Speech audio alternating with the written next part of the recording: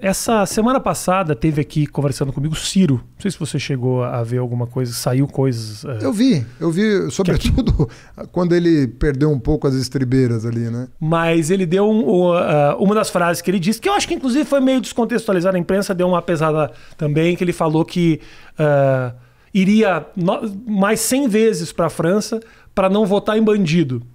Eu não acho que ele estava especificamente falando do Haddad, eu acho que a imprensa pegou um pouco dessa forma. Ele estava falando de tudo, do sistema como um todo, tanto um lado quanto o outro. Bolsonaro e o PT, não especificamente a sua. O que você achou disso, assim? E principalmente, o que você acha dessa postura do Ciro, que é um cara de esquerda e que está tendo esse rompimento claro e evidente com o PT? O que isso significa?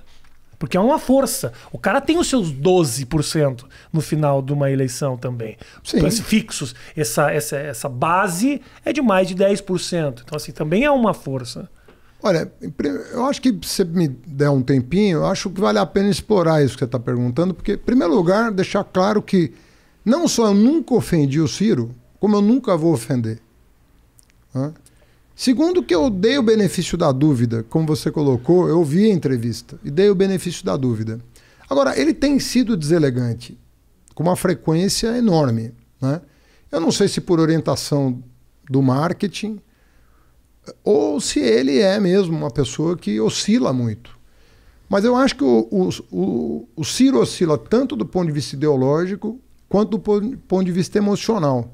Essa é a minha opinião sobre ele, né?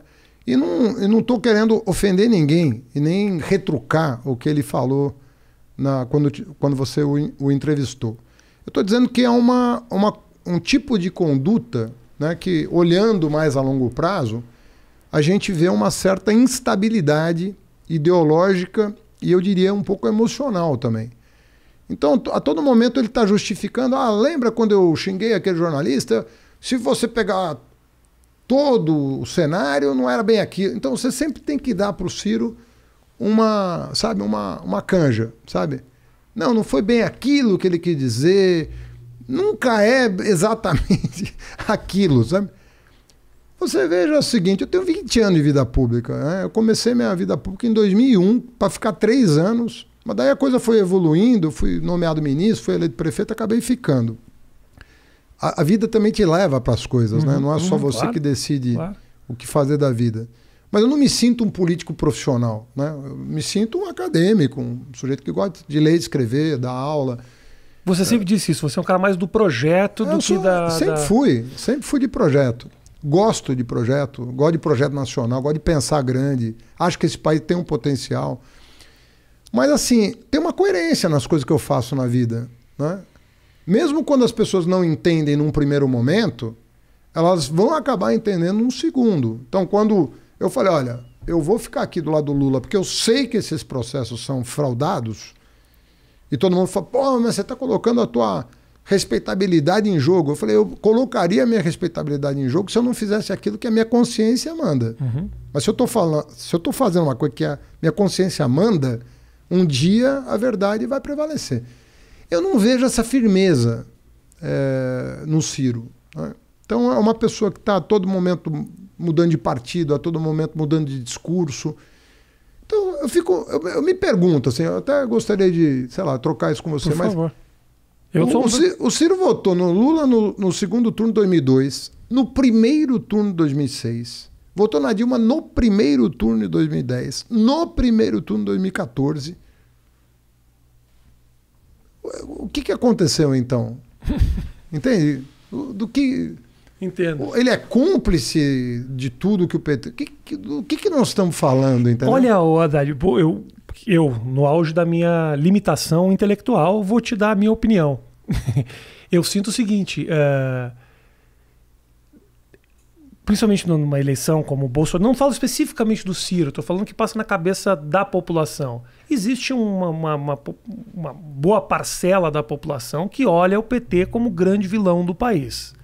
Existe uma grande parte da população, um número de pessoas que entendem que a gente precisa... Bolsonaro não vai ser uma segunda... Não, eu acho... Não vai ser uma... ok. Não quero o Bolsonaro no segundo... Eu respeito muito isso. Veja bem. Você fica no meio caminho que às vezes... eu acho que rola isso. Voto num, mudo completamente pro outro. Eu acho que tem uma parte da população que tem um movimento mais à esquerda que tá meio perdida porque... Isso é respeitável. Eu acho porque isso... não consegue abraçar o PT, mas ao mesmo tempo não mas votou no Bolsonaro em 2018. Mas votou no Bolsonaro. Né? Falando português, claro. Eu acho uma turma meio... Dória, Eduardo Leite... Todo mundo votou no Bolsonaro, sabendo quem era o Bolsonaro. E não tô falando nem das figuras... E agora manifesta uma surpresa. Sim. Não esperava. Como? Esperava o quê do Bolsonaro?